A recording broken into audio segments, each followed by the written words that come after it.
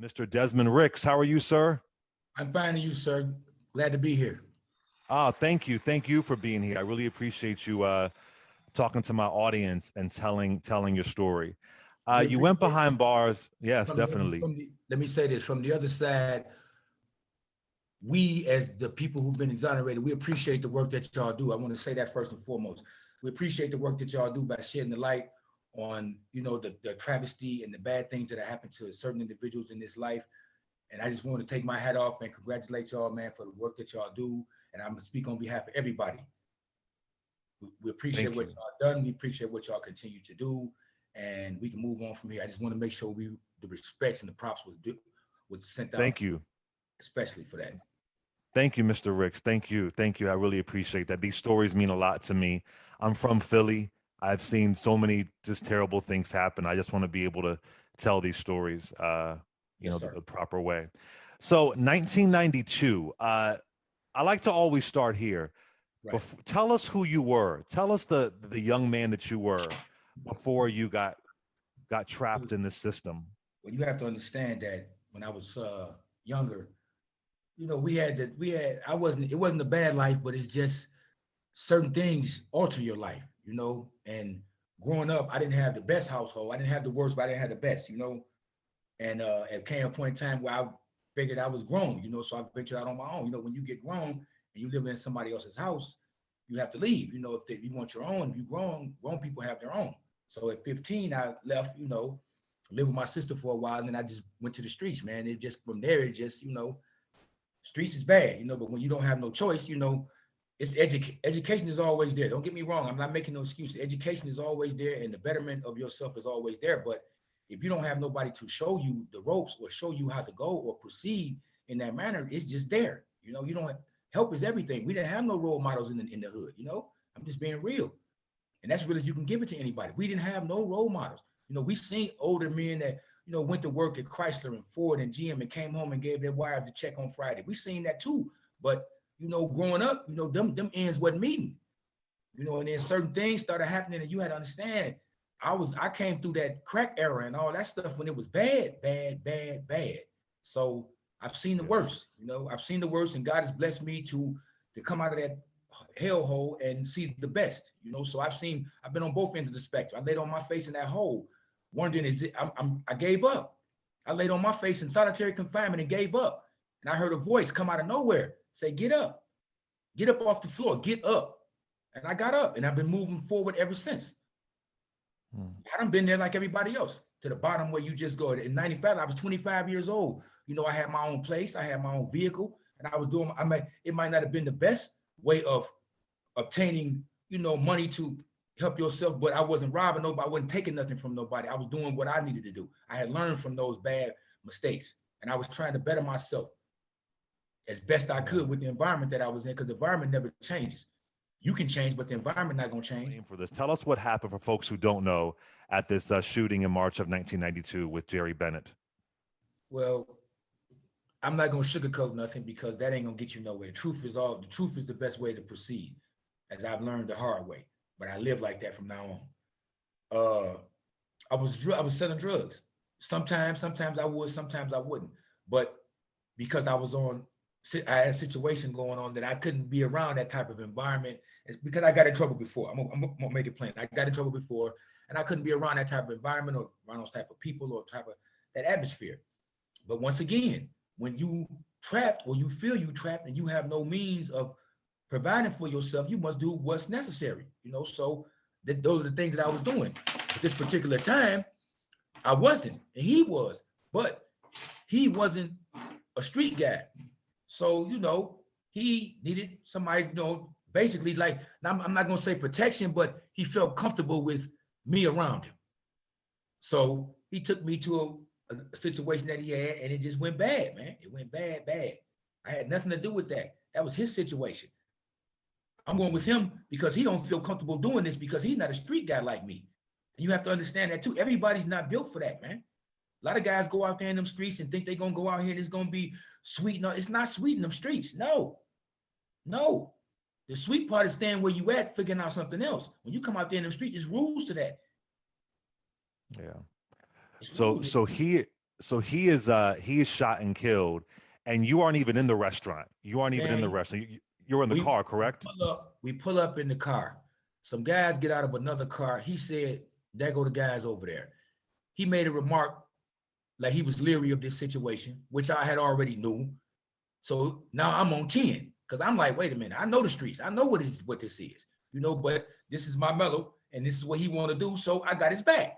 But I'm telling him all the way, listen, this ain't what you need to be doing, man. But some people you give advice, but you can't make them take it.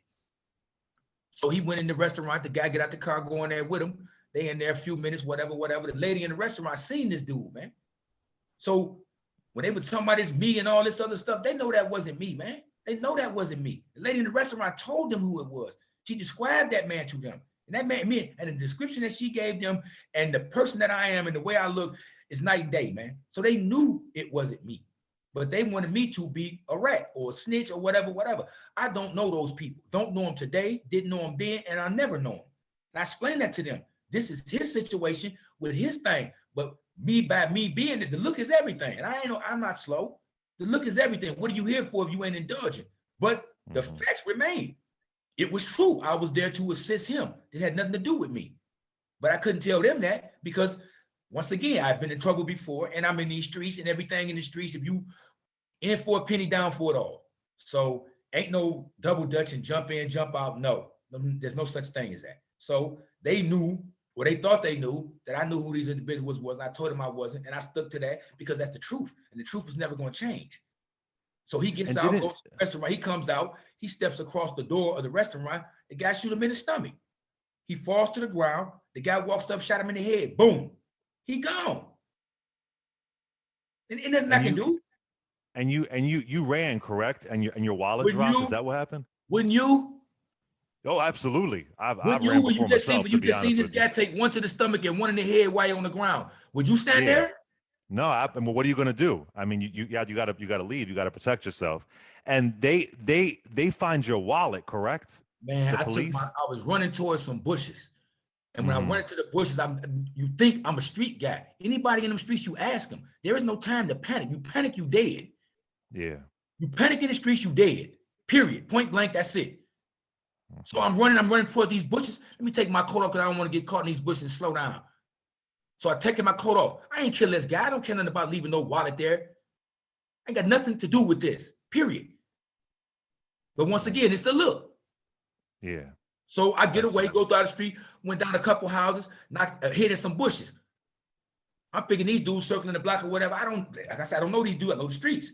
So I know what's going on in the streets. I jump in the bushes. I hit it, stand busy, maybe about 5-6 minutes or whatever. Hear the ambulance. Okay, the ambulance, police coming, I can come out. I come out the bushes, some kids playing on the street. I say, hey, look, about 3 or 4 young guys on the street, maybe about 5. One of them was about 5, one of them was about 8 or 9, the other was like 11. I said, man, do y'all live around here? They said, yeah, we live down the street. I said, can you go down there and tell your mother to call the police? And he was like, all right. I said, and call a cab. He said, okay. I said, something happened in the restaurant. He said, okay, he go down there. They back out there playing with one of them remote control cars that just came out back then. So I said, hey, little fella, did you go down and do what I asked you to do? And he was like, yeah. So I said, where you live? He said, right there. So I come out the bushes, walk down to his house. Knocked on the door. A lady came to the door. I said, ma'am, I just got into a situation right here at this restaurant. I don't know you. You don't know me. And I understand I'm a stranger. I said, but I need you to, can you please call me a cab, or can I use your phone to call me a ride so I can get out of this area? Boom. She said, come on in. I get to explain it to her. Told her everything from the go, fresh, brand new, moments ago from happening. Tell her everything. Her husband happened to come home. I explained it to him. I said, man, can you drop me off over here at my mother's house? He take me, I get in the back, gave him $50, got in the back seat, laid on his floor, and he took me about 7 blocks and dropped me off. Next thing I know, my daughter was born. My daughter was 5 days old, man. They come to the house talking about, we know you didn't have nothing to do with it. The feds came. That's how I knew it was some garbage. The feds come. The feds don't come for that, man. The feds came for that. So when the feds come, they got this guy from the major crimes with them, and they know this gun ain't kill this man. That Fed picked that. He works for alcohol, tobacco, and firearms. His job is to distinguish all of those three. And Mr. Ricks, I think I have this right. They found your mother had a legal gun. They and didn't was a find legal nothing. gun. They didn't Yeah, find nothing. My mother's gun was under her pillow was because she lives under, by herself. and they found a way that legal gun, being a legal gun owner that you that was in the house, they found a way to blame it on you. And if I have this right, they even said to you, quote, "I know you're innocent, but you're going to jail." Is that right? Man, my mother told them that firearm she had was registered since 1978. This was 92. That she had that gun 14, almost 15 years. That gun ain't been nowhere, ain't going nowhere, wasn't going nowhere. The ATF got picked that gun up, smelled that barrel. That gun had not been fired. That man said this it had dust in the barrel, sir. It was dust in the barrel. He said this gun ain't been fired. The guy from downtown 1300 Bowman said, take it anyway. He takes the gun down to 1300 Bowman, give it to his cronies. They take a pouch, David Pouch, I'm gonna call him by name, David Pouch, the fixer. He takes the gun down in the crime lab, shoots 2 bullets out of my mother's gun, takes the bullets that he dug out of Jerry's body, switched them, and said these bullets that he shot out of that gun came out of Jerry's body, and sent me to jail. Just like that.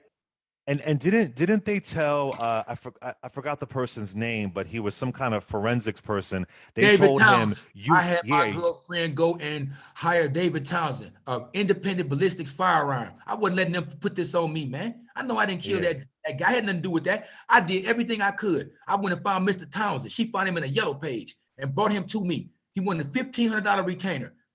He charged me $950 to do that work, and he gave her back like $450 or whatever the change is out of that. And that man came back. That's why I never fought at him, because they gave him them bullets they shot out of that gun. But he did say the bullets looked pristine, and he knew it was some garbage going on. But what can he do? He got to stick to he got to toe the line. He blew like just them. to make sure the audience understands, they switched the bullets. They switched the shot 2 bullets so the bullets. person that you hired would think that this was the actual bullets and the body. They switched them. They Just took police misconduct. Yes, sir. Gross police misconduct. They took the 2 bullets that came out of the deceased individual, my friend Jerry Bennett. They took those 2 bullets out of his body. They shot 2 bullets out of my mother's gun that didn't do nothing, and they switched them.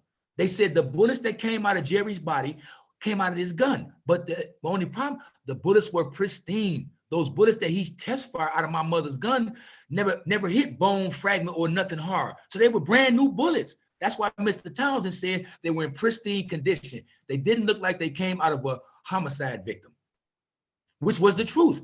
And he had to tell the truth. But when he went back and re-examined them and they gave him those real bullets that came from Jerry's body, he said, wait a minute, these not the same bullets y'all gave me back in 92. Hold on now. No. He made them come with them real bullets. And when they came with the real bullets, this is when I got the Michigan State Police to do a retest. And when they retested those bullets, they said this gun is not the murder weapon. How could you even? The bullets that came out of Jerry's body were 38 right. Rifling characteristics are characteristic by number and by sequence. 38 right were the bullets that came out of my mother's gun. The ones that came out of Jerry's body were 38 or 9mm left. You don't know left from right? You don't know a deformed bullet from a pristine bullet? They knew what they were doing. He told me to my face, Detective Donald Staywitz told me to my face, we know you didn't do this. I know you didn't do this. I've been doing this stuff 20 years. I know you didn't do this, but I believe you know who did. And if you don't tell me who did, you going to jail. Let me tell you something, man. I don't know them guys. I don't know you. I don't know nothing about that situation. I rode with a friend and something bad happened. As far as me knowing them or no, I don't know you or them. And you're not going to make me know you or them. Let me get my bologna sandwich and send me up on the rock and let me get my phone call. I'm not going to confess to a murder. That don't make no sense. Now, when you're a young man, they convict you. What are you feeling? How are you know you didn't do this? Savage. I'm going in prison and stab anybody, first person I see. Savage. Man gone. I know I didn't do this. You still threw me in. I'm telling you, begging you, please don't do this to me. And you still did it. Why do you think, I mean, I have my own interpretation, but I'd love to hear it from you. Do you think they targeted you because you were a young Black man and they wanted to pin it on somebody? They want all murder solved, period. So if they got a suspect, it's called hook or crook here in Detroit. They're going to get you by hook or crook. By any means necessary, they're going to get you. Man, they took 2 bullets out of a dead man's body and shot 2 out of my mother's gun and switched them. That's a Lifetime movie special. You don't do that, man. Who even thinks of some diabolical shit like that? Excuse my language. That's diabolical, man. You got to be an evil person to do that. Evil. And you know I didn't do this. You telling me to my face, you know I didn't do it. And you still pursue the avenue of sending me to jail. The fuck? How would you feel when a man telling you to your face, I know you didn't do it, but if you don't tell me, I'm sending you to jail. And you steady telling him, sir, I don't know. I was there, yes. But I had nothing to do with it. I don't know. I don't know. I don't know. I spent 9,213 days in there saying the same thing. I don't know what y'all talking about. Yeah, it's just heartbreaking. I can't imagine. How are you getting by just day by day? I mean, I can't imagine what it's like being behind bars. There's violence. How are you just getting by, just surviving? I went in there, I was 25 years old, man. I came out of there, I was 51. I don't know how to be a 51-year-old, man. I know how to be 25. You see what I got on. I know how to dress and look like this. I don't know how to dress like an old man. I don't know that. I don't know how to. I got suits in there. Don't get me wrong. I put suits on every now and then because I want to feel like that, because I grew up in the era where men wore suits. So I like that, but times are different. And I was 25, so I wrestle with the mentality every day. The 25-year-old want to go out here in these streets and party and hang out and do this and that. But the 54-year-old right now, as I sit here right now, no. Priorities, responsibilities. And I see the young people out here neglect them all day long. Neglect them all day long, and then wonder why you in a bad situation. Because you continue to put yourself in there. You have to want to make the change. And when I went there, I'm gonna tell you this part. When I went in that prison, I came out a whole different person. I vowed I wasn't gonna let them change me or turn me into something I didn't want to be. Nobody who wants to be around a bitter ass old man. Nobody. So I had to adapt. I had to learn. It's not the same anymore. I got to learn a whole new culture, a whole new atmosphere, everything. They killing black men left and right when I came out of there. I'm scared to death. I ain't scared of nothing, but I was scared I was gonna get pulled over for a routine traffic violation and shot after I done did all this time in jail. So they had me paranoid. Until I figured, until I just said, God ain't gonna bring me through all that to bring me out here to die like that. No, keep living right and you're gonna keep living. So for folks who don't know, you were released in 2017. How were you finally released? What finally happened where they had to let you go? The Michigan State Police went, what is his name? I missed to call his name. I hate that. I just failed to recall his name right now. But the Michigan State Police lieutenant went and re-examined the bullets. When he re-examined, and I gotta say something about Kim Worthy too, man. She don't play fair, bro. She don't play fair, man. That man from the Michigan State Police sent them a letter down to Wayne County and told them bullets don't match. You know what she did? She called the FBI and told them to check. Look, the FBI told her, lady, we don't know what kind of game you playing, but you better let that man out of that prison.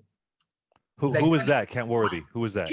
She's the Wayne County. She's the head prosecutor for Wayne County. The prosecutor. Yeah. The one who has the one who can make the call to say let him out or leave him in there. And they sent her a letter from the Michigan State Police. How much more official do you need it?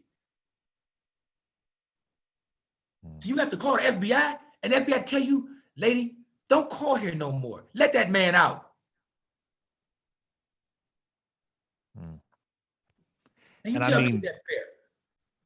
No, it's not. And I mean, it's probably a silly question, but has anybody paid for what they did? Any prosecutor, any DA? Is there any way to make them pay? You can't. The prosecutor knew I was innocent too, man. He continued to prosecute a case that he knew was wrong. So his name was Ken Simons. So I'm not giving him no pass neither. He knew it was bogus. He knew. Let me tell you something, man. They said the description of this individual who committed this crime was bright complexion, medium height, with a silver gun. This is what the lady in the restaurant that seen the crime occur, watched it, witnessed it, seen it with her own two eyes. She said that man that she seen shooting that gun was bright complexion, medium height, and he had a silver gun. And she told the police that while my friend was still laying on the ground. They made that statement. I'm 6'3", dark complexion, and the gun they said I had was black. Come on, man. Come on. This man still laying on the ground. And they said, who did it? She took his order. They went to arrest her. She took his order. They said, who did it? Bright complexion, medium high silver gun. Why y'all take me to jail? Why you give me 32 to 60 and send me in there for 9,213 days? And this lady told you why this man was still on the ground. That's not me. That's not him. You know what they told her? You be quiet and stand over here in the corner. Cuff him up and take him on downtown. Now you eventually, which I think is such a minor amount, you eventually get a settlement for $1 million. No, they gave me that as compensation in Michigan. You know, Michigan didn't have no compensation laws. Right. They had no compensation law. And I'll show you another way God works. The compensation law was just signed in 2015 and went into effect 2016. I came out 2017. They gave us $50,000 a year for every year we was incarcerated. They gave me they supposed to give me $1.2 million. You know what they gave me? $1 million and told me they're gonna keep $250,000 because I was on parole. I said, man, wait a minute. They sent me to jail for murder. What are you talking about? Now I'm in court right now fighting over my $217,000 they kept from me. Because they say Gary had drugs in his pocket. I said, I'm not Superman. I don't know what he got in his pocket. What they got to do with me? My sentence of judgment says I was convicted for second-degree murder, and that's why I was sent to prison. Now I'm not convicted of second-degree murder and not sent to prison. Why can't I be compensated? Like, that's crazy. And they took 25 years and they're worried about 250. That's just, man, these people, man, you know what? You live in this world, you know what's going on. They ain't trying to be there. No, they ain't never called me and said we sorry. You know, Kim Worthy never called me and made a formal apology. Never said, Mr. Ricks, I apologize for I didn't have. She could at least say I didn't have nothing to do with it, but I apologize just the same for what happened to you because it happened. You know what I'm saying? On her watch. Lady won't even apologize, bro. Dude, man, let me tell you something, man. Let me tell you something. I seen that prison system, man. We had a governor named Engler back in the 90s. This dude was so vicious, so corrupt that he was busing Michigan prisoners to Virginia to do their bids.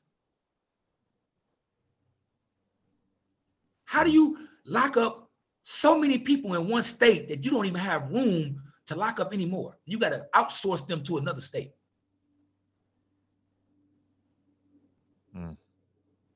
Big business. He was getting $38,000 to $39,000 a head, man. They had 45,000, 46,000 prisoners. That's ridiculous. But he was getting the money, so he was packing us in like sardines, man.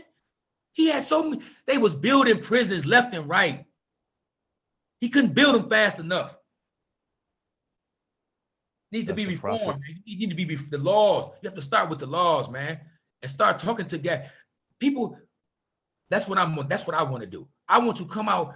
I can't change the world, but if I can change a few minds and few people to think differently and understand that, you know, you can do anything you want to. Because I didn't want to listen. Don't get me wrong. I didn't want to listen at one time neither.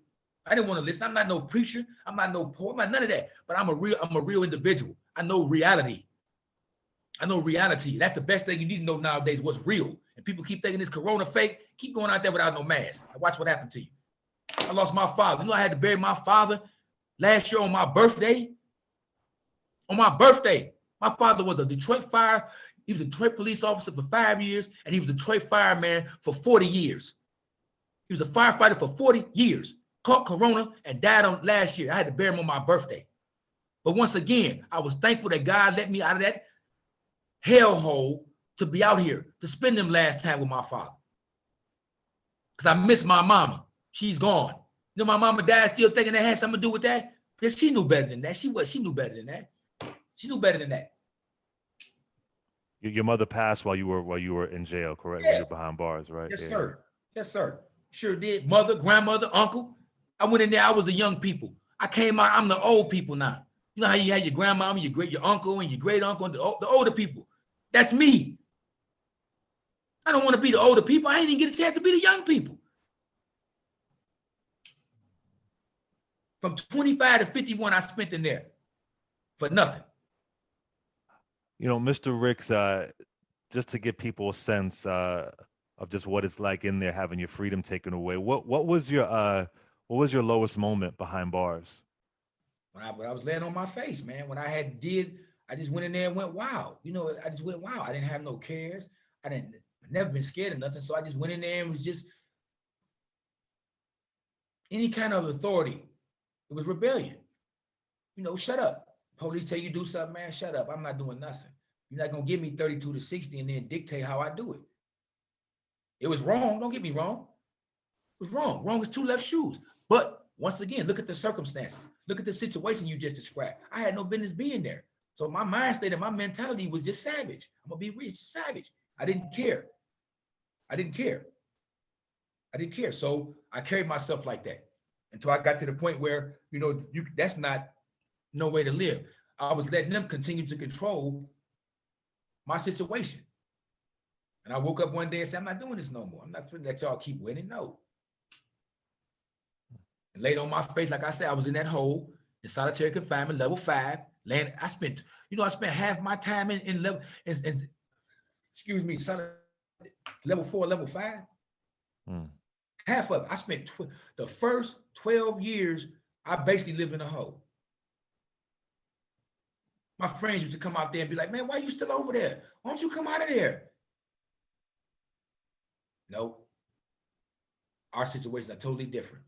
You in here for something you did. I'm in here for something I didn't do. So we got a whole different perspective on all this. Whole different understanding, whole different way of going about it, all that. We're not in the same boat. We don't walk in the same shoes. Mr. Ricks, what I mean, where are you now? What's next for you? What do you want to do moving forward? 25 years is a long time, but you know, where is your soul, where's your spirit at now as far as who you are? Man, I got 8 grandchildren that I spend time with. I love that. I got 2 daughters. I got my son lives down in Florida. But I just like to spend family time, man, and not be really pressed. But this corona and this world being closed kind of like, you know, dampened a few things. But I'm living, man. I'm happy to be out. I'm happy to be out. I'm happy to be alive. I'm grateful to my God, our God, the only God that got me out, that brought me through that. And I'm just grateful. And I'm humble, man. I'm humble. I'm humble. I get besides myself from time to time. Don't get me wrong. I'm human. But for the most part, I'm going to keep myself in check. Because one thing for sure and two for certain, I ain't never going back in there for nothing. I'm a citizen. I'm not a criminal. I'm not a convict. I'm a citizen. Mr. Ricks, before you go, for any families that are going through this, any mothers or fathers that are going through this, like your parents went through this, and they know they're behind bars, their son is behind bars, or daughter wrongfully behind bars, what advice, what insight do you have for them? What I can tell you, what worked best for me is this. I'm gonna tell you this from the heart. Don't let them get you discouraged to the point where you give up. Because once you give up, it's over. The game is over. As long as you continue to pursue your freedom, if you know you're innocent, why would you give up? I spent 9,213 days in there. Every morning I woke up, looked in that mirror, and my philosophy was this: I'm not dying today. And I'm gonna figure out a way to get out of here. And that's what I did. And for the families, I know it's hard. My daughter was 5 days old when I went in there. I came out, my daughter was 25. My oldest daughter was 7. When I came out of there, she was 32. So I know what them people going through, but you just have to continue to pray. Pray. I know it sounds cliche, I know it sounds funny, but God will bring you through. If you're sincere and you pray, God, He bring me through every day. I was done in that, bro. I was done. I'm telling you, I was done. Them people switched the bullets, man. They took the bullets out of my dead friend, shot 2 out of this gun, and switched them and said, them the bullets that killed this man. You tell me God didn't get me out of there? So what I'm going to tell them families, keep your faith and fight extra hard. Don't stop, because when you stop, that's what they want you to do. Now they can go on to the next person and mess over them because you done gave up. There is no give up. There is no stop fighting. It's always an avenue, always a way to pursue that. Always. He telling me I got to tell him who these guys who did this, or I'm going to jail. I don't know. So my situation was, I'm fuck, excuse my language. Whoa, no getting around that. No fixing that, no nothing. And the best advice, don't put yourself in them bad positions. Think about what you do. If you just stop and think for a second, it'll come to you. Mm-hmm. But I wish all them people the best of luck. I hope they get their loved ones out of there. And I hope God blesses them every day and every step along their journey, so they can feel how I feel, how I felt. And it's a numbing feeling. I'm going to be real with you. I didn't know how to feel. All I know is I didn't have to go back to that cell no more and eat this food that was cooked 2 days ago that they trying to give me 3 days later. Keep your faith. Keep your head up. And never give up. Never, never, never give up. Because if you're innocent, you only can suppress the truth for so long. The truth has to come back to the top, period.